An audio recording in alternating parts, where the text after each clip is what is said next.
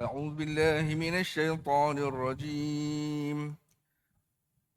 بسم الله الرحمن الرحيم. السلام عليكم ورحمة الله تعالى وبركاته. الحمد لله رب العالمين. الحمد لله رب العالمين. الحمد لله رب العالمين. نحمده ونستعينه ونستغفره ونؤمن به ونتوكل عليه ونعوذ بالله من شرور أنفسنا ومن سيئات أعمالنا. من يهده الله فلا مضل له ومن يضلله فلا هادي له. أشهد أن لا إله إلا الله وحده لا شريك له، وأشهد أن سيدنا محمدا عبده ورسوله أرسله بالهدى ودين الحق ليظهره على الدين كله وكفى بالله شهيدا. قال الله تعالى في كتابه الكريم بعد أعوذ بالله من الشيطان الرجيم: إن الذين آمنوا وعملوا الصالحات أولئك هم خير البرية جزاؤهم عند ربهم جنات عدن تجري من تحتها الأنهار خالدين فيها أبدا رضي الله عنهم ورضوا عنه ذلك لمن خشي ربه. صدق الله العظيم. وقال النبي صلى الله عليه وسلم: الكيس ما دان نفسه حواها وعمل لما بعد الموت، والعاجز من اتبع نفسه فتمنى على الله، أو كما قال النبي صلى الله عليه وسلم. صدق رسوله الكريم. أما بعد، أيها المسلمون ضيوف الرحمن عباد الله، أوصيكم وإياي بتقوى الله. اتقوا الله حق تقاته ولا تموتن إلا وأنتم مسلمون. Alhamdulillah. Marilah tuan-tuan, puan-puan, kita bersyukur kepada Allah Subhanahu Wa Taala, merafakkan setinggi-tinggi kesyukuran kita kepada Allah Subhanahu Wa Taala, Rabb, penguasa, pemilik sekalian alam ini. Syukur kita banyak-banyak kepada Allah Subhanahu Wa Taala atas setiap nikmat-nikmatnya, terutama nikmat dapat beriman kepada Allah Subhanahu Wa Taala, dapat pula kita mentaati Allah Subhanahu Wa Taala. Masya-Allah. Sebentar tadi telah dikurniakan kepada kita nikmat yang sangat besar, iaitu nikmat dapat mentaati Allah Subhanahu Wa Taala. Kita menunaikan solat maghrib, dan solat itu pula dikerjakan mengikut apa yang disukai oleh Nabi SAW, iaitu secara berjemaah di tempat yang paling disukai oleh Allah Subhanahu Wa Taala, iaitu di masjid. Dapatnya kita menunaikan perintah Allah dengan cara yang disukai oleh Nabi SAW ini, tuan-tuan dan puan-puan sekalian, bukan kerana kepandaian kita, bukan kerana kita sihat, bukan kerana kita kebetulan lalu di masjid ini, bukan kerana kita memang tinggal di sini, bukan kerana rumah kita sebelah dengan masjid, bukan. Namun dapatnya kita, hadirnya kita ke rumah Allah Subhanahu Wa Taala, tertunainya kita akan perintah Allah Subhanahu Wa Taala yang nama solat adalah semata-mata izin dan kurniaan Allah Subhanahu Wa Taala, pilihan Allah Subhanahu Wa Taala semata-mata. Kalau kerana kekuatan, ramai lagi orang lagi kuat daripada kita, tuan-tuan, ramai, masya-Allah. Kalau kira pada umur, selayak-layaknya ramai sepatutnya orang muda yang dapat hadir ke rumah Allah Subhanahu Wa Taala. Tapi dapatlah kita lihat bahawa tidaklah semua orang muda itu dapat hadir ke rumah Allah Subhanahu Wa Taala. Kalau kerana kita sudah bersara pula dapat hadir ke rumah Allah Subhanahu Wa Taala, itu juga tidak tepat, tidak benar. Kerana atas kurniaan Allah Subhanahu Wa Taala, orang yang masih lagi berkhidmat juga masih dapat dah hadir ke rumah Allah Subhanahu Wa Taala. Kalau kerana kesihatan, kita dapat hadir ke rumah Allah Subhanahu Wa Taala. Ramai lagi orang yang sihat-sihat. Bahkan ada juga orang yang sakit. Namun dipilih juga oleh Allah Subhanahu Wa Taala untuk hadir ke rumah Allah Subhanahu Wa Taala. Jadi setiap yang berlaku, setiap yang datang kepada kita, setiap yang dapat kita lakukan, terutama dalam hal-hal ketaatan kepada Allah Subhanahu Wa Taala, hendaklah kita yakin sungguh-sungguh sebenar-benar yakin bahawa setiap itu datangnya adalah kerana izin dan kurniaan Allah Subhanahu Wa Taala semata-mata. Tuan-tuan dan puan-puan dan rahmat Allah Subhanahu Wa Taala sekalian, kita telah pun selesai bermuzakarah kitab Faridatul Faraid yang menerangkan tentang asas-asas akidah. Apakah yang terkandung kepada kalimah La ilaha illallah Muhammadur Rasulullah. Sesungguhnya kejayaan setiap manusia itu tak lain tak bukan hanya dalam agama. Ulama Urdu berkata, Sare musaman ki kamyab, din ki andar mein hai. Dunia ki kamyab, akhirat ki kamyab, din ki andar mein hai. Din ke sewa, kamyab koi nahi hai. Masya Allah. Ulama berbahasa Urdu telah berkata, kejayaan setiap orang manusia, terutama orang Islam ini, kejayaan hanya dalam agama. Setiap din ki andar mein hai, hanya dalam agama. Iaitu, bagaimanakah kejayaan itu dapat dikecapi? Apabila seseorang itu, Allah ki hukmat zindagi mein parchalna, और हुजूर मोहम्मद सल्लल्लाहु अलैहि वसल्लम की सुन्नत जिंदगी में पर चलना इंशाअल्लाह akhirat में कामयाब होगा. Yang mana ulama Urdu berkata, jika kehidupan kita di dunia ini kita dapat mentaati Allah Subhanahu Wa Taala dan juga kita dapat menghidupkan sunnah Nabi sallallahu alaihi wasallam, maka insya-Allah kejayaan besar untuk kita. Dunia sampai ke akhirat. Masya Allah. Dan sesungguhnya, ini sebenarnya datang daripada firman Allah Subhanahu Wa Taala sendiri, tuan-tuan dan puan-puan. Banyak pun sebenarnya ayat-ayat Al-Quran menerangkan tentang perkara begini. Ini nama dia ketetapan Allah. Allah Subhanahu Wa Taala dah buat ketetapan. Khusus.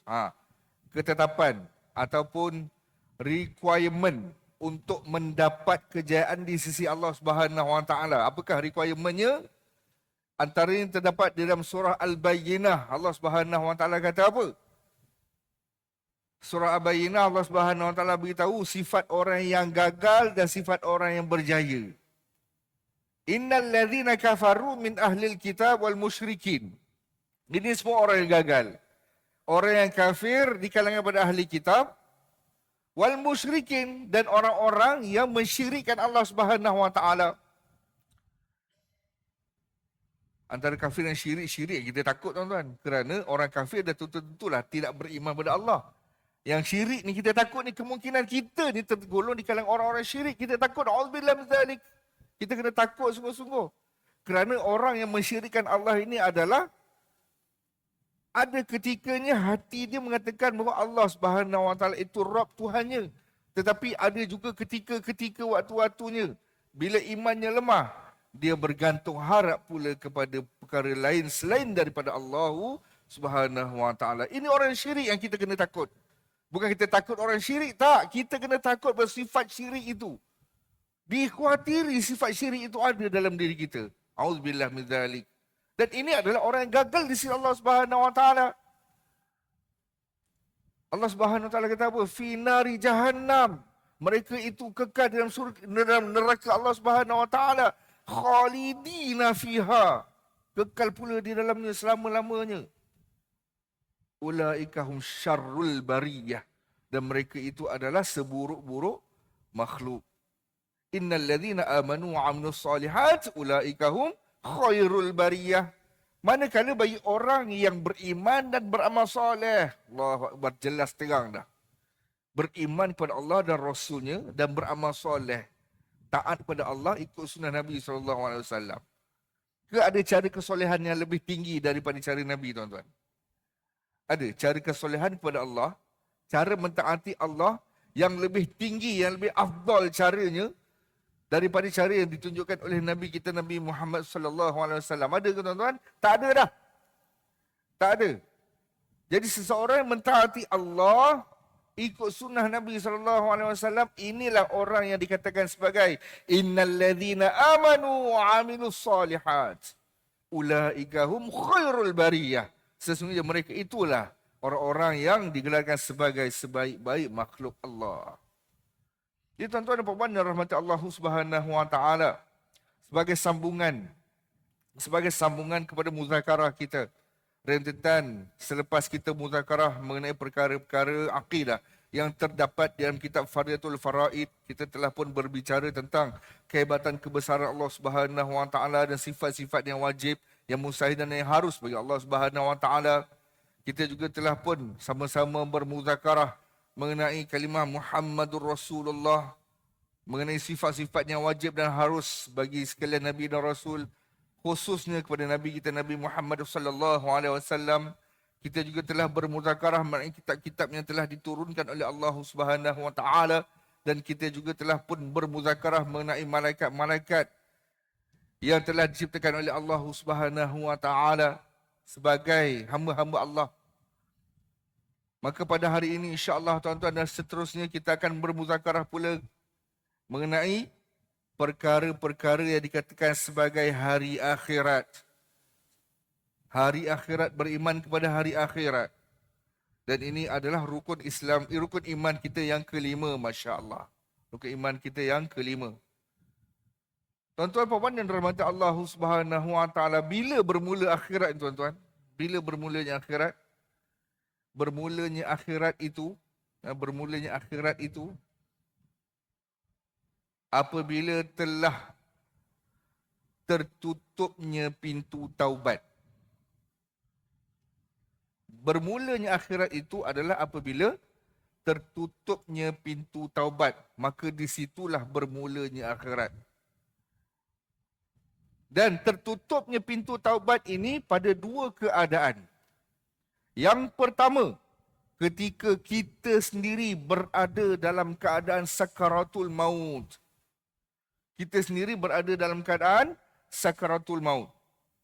Pada ketika itu, apabila roh kita sudah pun berada di gargar, maka pintu taubat pun sudah tertutup. Masya Allah. Manakala keadaan yang kedua, tertutup pintu taubat itu datangnya bila? Apabila matahari sudah tak timbul-timbul lagi selepas daripada hari Selasa. Hari Selasa nak menuju hari Rabu dah gelap. Rabu pergi Khamis dah gelap. Khamis pergi Jumaat dah gelap. Selepas daripada hari Jumaat, masuk hari Sabtu, baru timbul balik matahari. Pada ketika itu, sudah tidak ada lagi keampunan untuk manusia. Kerana pintu taubat telah pun tertutup. Maka disitulah bermulanya akhirat. Masya Allah. Jadi perbincangan muzakarah mengenai akhirat ni panjang tuan-tuan, panjang. Dan saya telah pun memilih beberapa kitab. Antara kitab yang elok untuk kita muzakarah sama-sama adalah kitab Bahrul Madhi, juzuk ke-15. Dan jika ada di kalangan tuan-tuan yang memiliki naskah kitab tersebut, bolehlah kita rujuk sama-sama insya-Allah. Tuan-tuan dan puan-puan yang dirahmati Allah Subhanahu wa taala, Allah Subhanahu wa taala berfirman, kullu nafsi dha'iqatul maut. Setiap yang hidup itu pasti akan mati. Dan mati itu juga adalah awalan kepada akhirat. Apa lagi dalil bahawa kewujudan akhirat? Kewujudan akhirat itu apa dalilnya tuan-tuan? Apa dalilnya? Dalam surah Al-Fatihah ada tak dalil tentang akhirat? Dalam surah Al-Fatihah. Surah Al-Fatihah cukup dah sebenarnya. Surah Al-Fatihah itu sangat-sangat mencukupi pun. Dan sesungguhnya di dalam surah Al-Fatihah itu terdapat pun dalil yang besar mengenai kewujudan hari akhirat. A'udzubillahi minasyaitonirrajim. Bismillahirrahmanirrahim. Alhamdulillahi rabbil alamin. Ar-Rahmanir Rahim. Maliki yaumiddin. Iyyaka na'budu wa iyyaka nasta'in. Ihdinas siratal mustaqim. Siratal ladzina an'amta 'alaihim ghairil maghdubi 'alaihim waladdallin.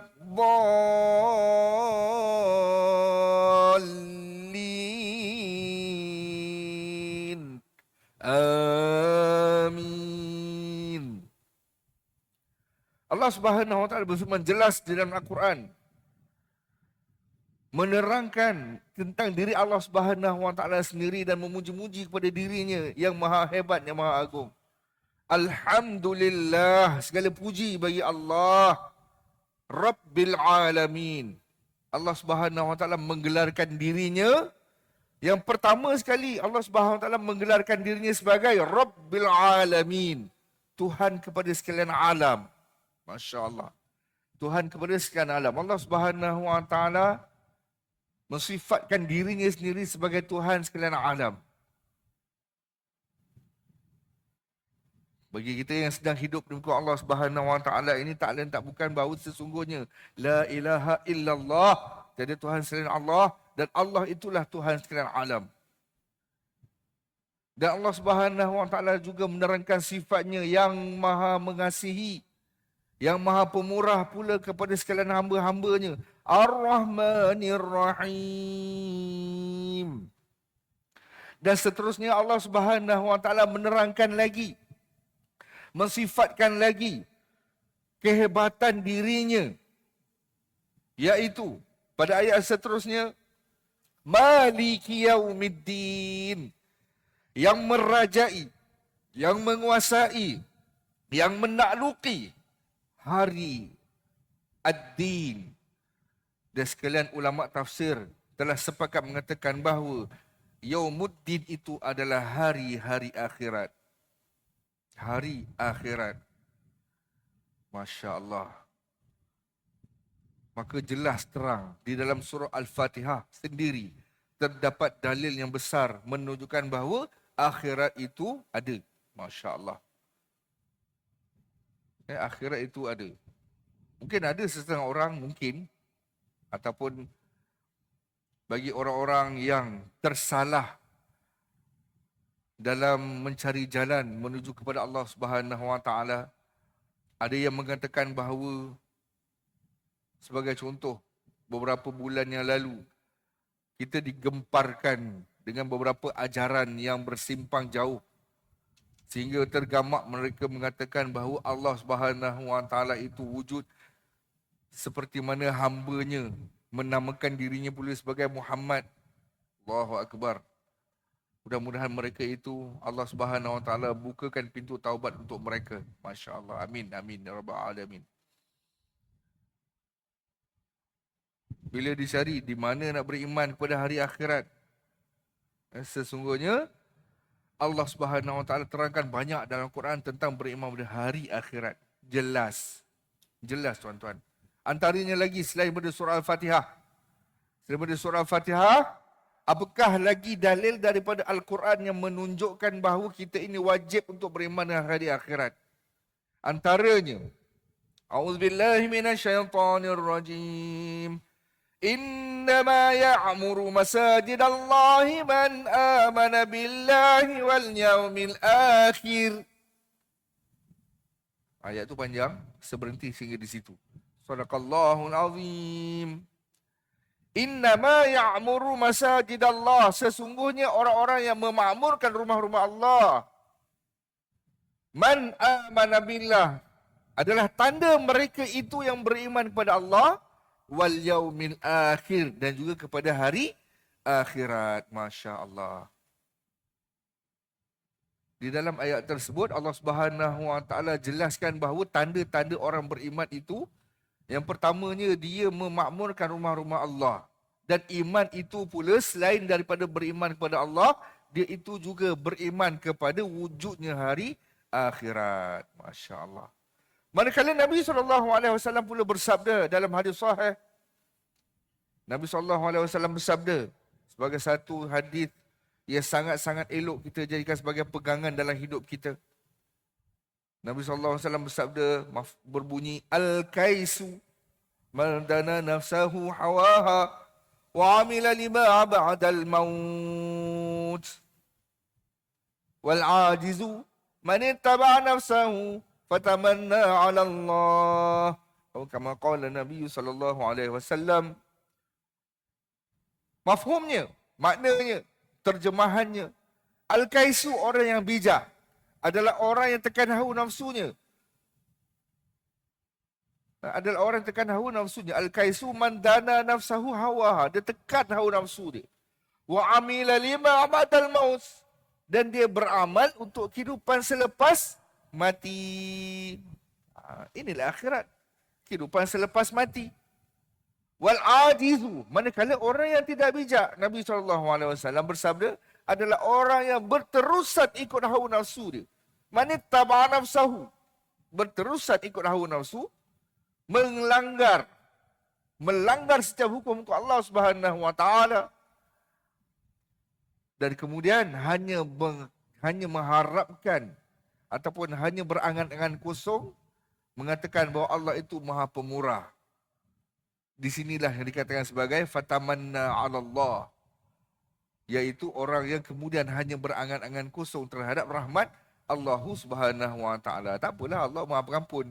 Nanti kita taubatlah kepada Allah Subhanahu Wa Taala. Kita masih muda sekarang, belum 40 lagi, belum 30 lagi.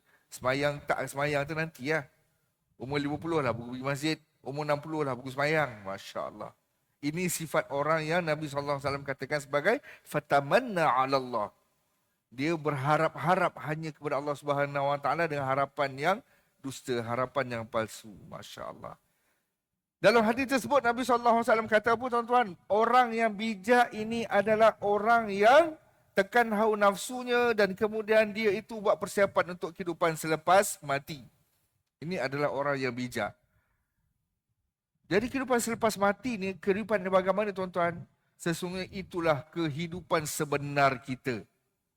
Kehidupan sebenar kita, manusia ni tuan-tuan, kehidupan sebenar. Kehidupan sebenar, Masya Allah, kehidupan sebenar. Tapi kehidupan kita kat dunia ni bukan kehidupan sebenar ke? Tidak, belum. Kehidupan sebenar ni adalah apa yang Allah Subhanahu Wa Taala beri, dia jadi milik kita. Itu kehidupan sebenar. Bila kita menjadi ahli syurga Allah Subhanahu Wa Taala, bila Allah Subhanahu Wa Taala berikan kenikmatan, berikan kurnia, dia menjadi hak milik kita kekal selama-lamanya. Itu kehidupan sebenar. Kehidupan kita kat dunia tuan-tuan, kehidupan yang sementara ini semua pinjaman. Bukan kehidupan yang sebenar. Kalau sakit, sakit yang sementara. Kalau muda-muda yang sementara. Kalau sihat-sihat yang sementara. Kalau badan kita tegap, tegap yang sementara. Kalau dahulunya kita berpangkat berkuasa, itu juga sementara. Kalau kita orang miskin, itu juga sementara. Kerana kehidupan dunia adalah kehidupan sementara di sisi Allah Subhanahu Wa Taala. Kehidupan kita sebenarnya adalah kehidupan akhirat. Satu hari, dalam himpunan majma' majlis ilmu, seorang telah bertanya kepada seorang syekh, iaitu mengenai perkara akhirat. Wahai syekh, nyatakanlah kepada kami, bagaimanakah kehidupan akhirat itu? Bagaimanakah kehidupan akhirat itu? Selepas 1,000,000 tahun di syurga, apa lagi selepas itu? Masya Allah. Maka syekh itu pun menjawab, wahai santriku, sesungguhnya kehidupan akhirat, kehidupan syurga itu kehidupan yang kekal abadi. Selepas 1,000,000 tahun, maka akan ditambah 1,000,000 tahun lagi. Selepas itu Tuan Guru, apa lagi yang berlaku?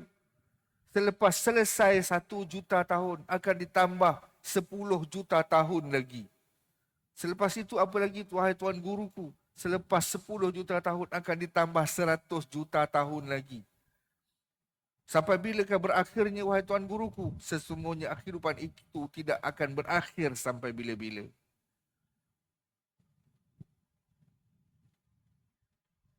Dalam satu soalan yang hampir sama, ditanyakan juga kepada seorang ulama,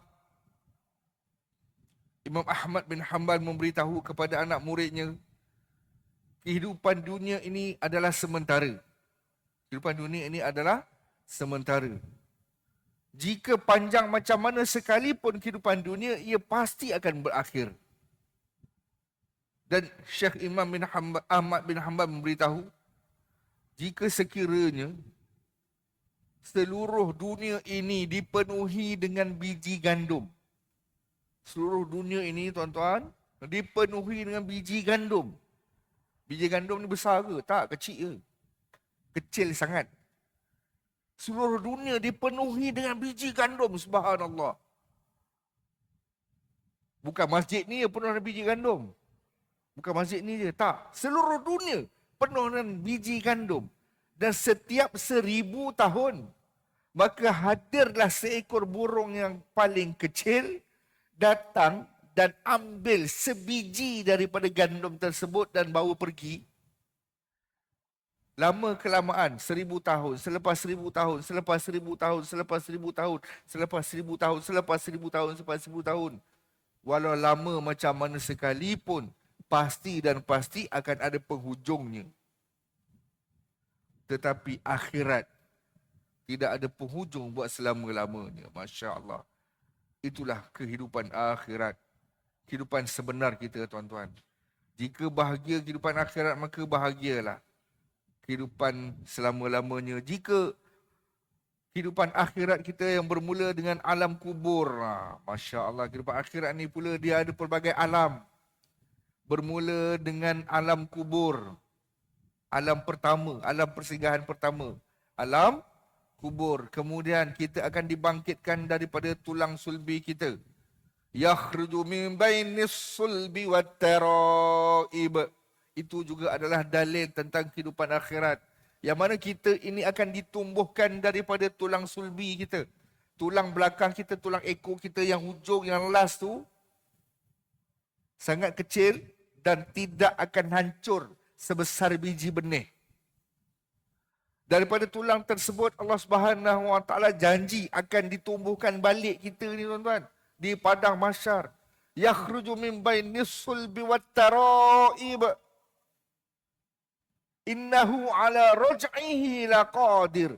Sesungguhnya kepada Allah Subhanahu Wa Taala kita akan dikembalikan dengan kekuasaan Allah Subhanahu Wa Taala. Tumbuh kita balik, tuan-tuan, subhanallah, di padang mahsyar. Jadi alam kedua adalah alam mahsyar. Selepas daripada alam mahsyar, tunggu. 10,000 tahun ke? Tak. 100,000 tahun ke? Tidak. Ada ulama yang berpendapat sekurang-kurang masa di mahsyar, tempoh di mahsyar sekurang-kurangnya adalah 100,000 tahun, sekurang-kurangnya. Menanti dan menanti dan menanti dan menanti. Menanti saja tu. Tunggu saja, tunggu. Dikumpulkan, dihimpunkan.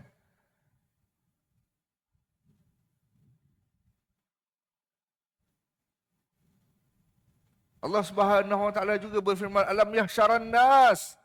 Tidakkah kamu tahu bahawa akan dikumpulkan seluruh manusia? Dan pada ketika itu manusia, Allah Subhanahu Wa Taala bangkitkan kembali dalam keadaan tanpa pakaian. Namun pada ketika itu tidak ada satu orang pun yang menghiraukan keadaan orang yang lain, melainkan setiap orang itu takut mengenai dosa dan pahala dirinya sendiri. Mulalah mencari-cari orang-orang yang boleh mendatangkan syafaat kepada mereka. Dicarilah ibu, dicarilah bapa. Bukan untuk memberi pertolongan, namun untuk meminta-minta pertolongan. Namun tidak ada satu orang pun yang boleh mendatangkan syafaat. Tak ada satu orang pun yang boleh mendatangkan manfaat. Tak ada.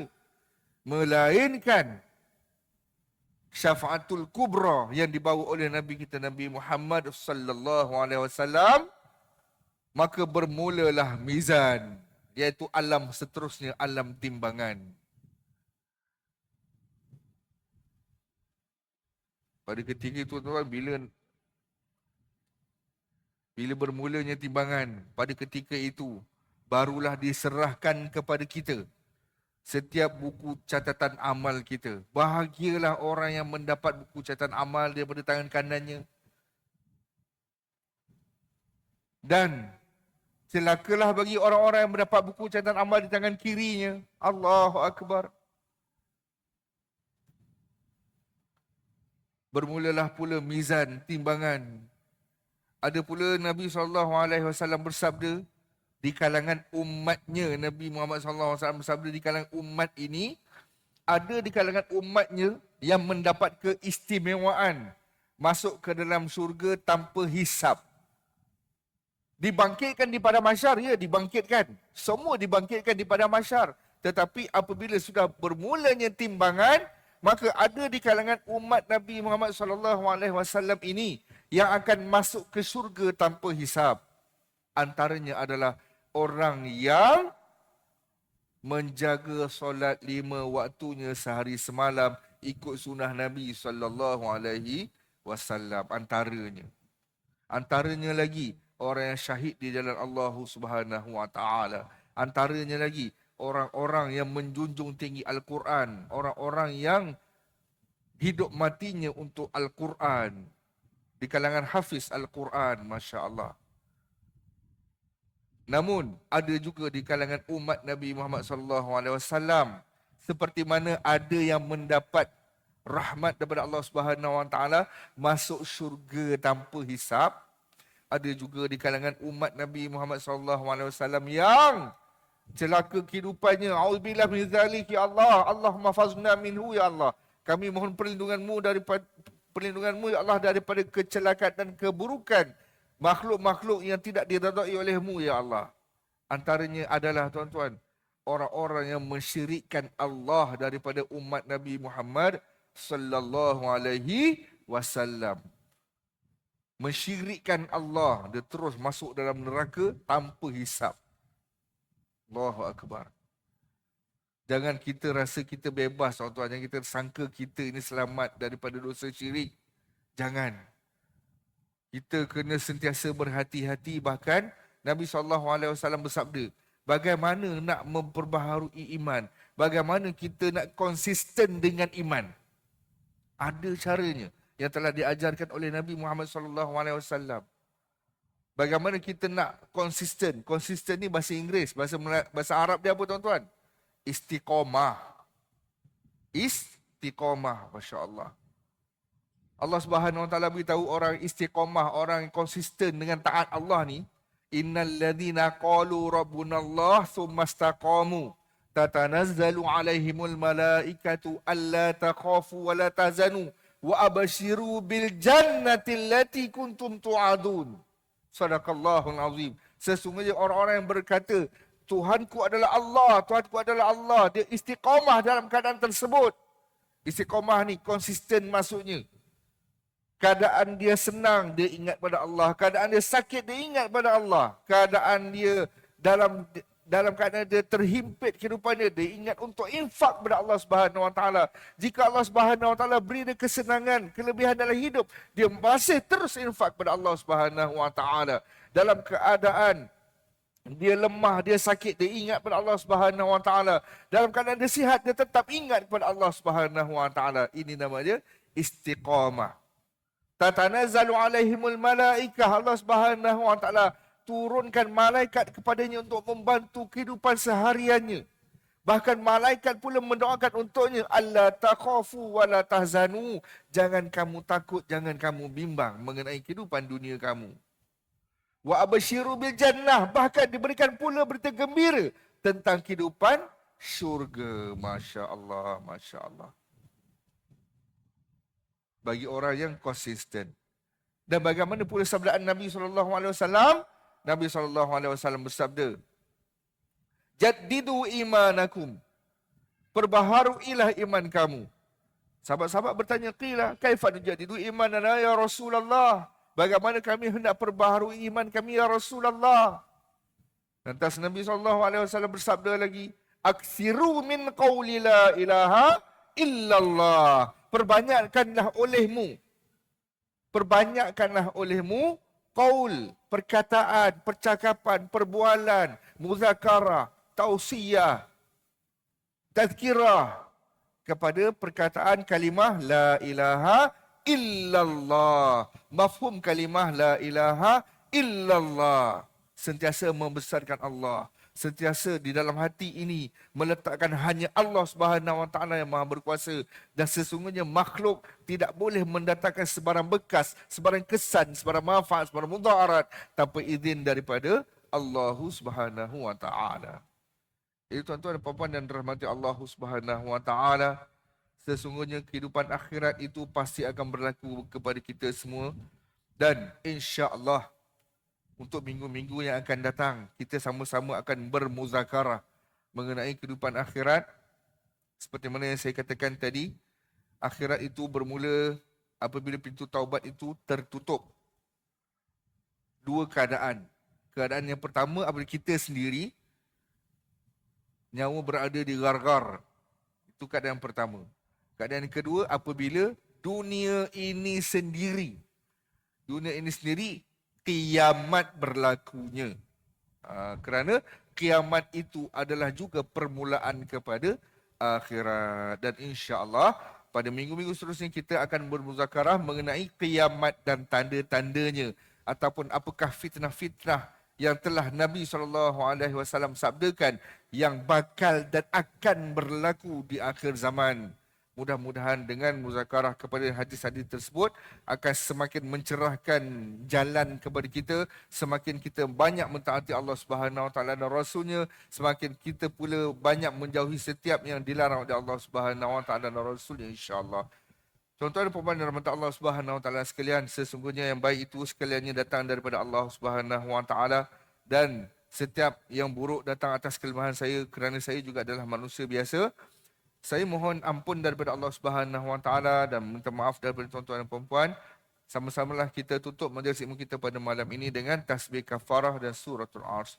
Subhanallah wa bihamdihi, subhanakallahumma wa bihamdika, asyhadu an la ilaha illa anta, astaghfiruka wa atubu ilaik.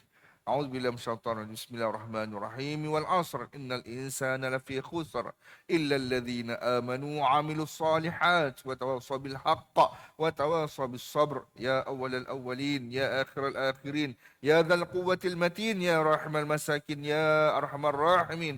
Jazallahu anna Muhammad sallallahu alaihi wasallam ma huwa ahluh. اللهم اجعلنا هذا جمعا مرحوما وتفرقنا من بعده تفرقا معصوما. اللهم اجعلنا من المقيم الصلاة من ذرياتنا. ربنا تقبل دعاء. وصلى الله على سيدنا محمد النبي الأمي وعلى آله وصحبه أجمعين. سبحان ربك رب العزة عما يصفون وسلام على المرسلين والحمد لله رب العالمين تقبل الله منكم منا منكم تقبل يا كريم. السلام عليكم ورحمة الله تعالى وبركاته.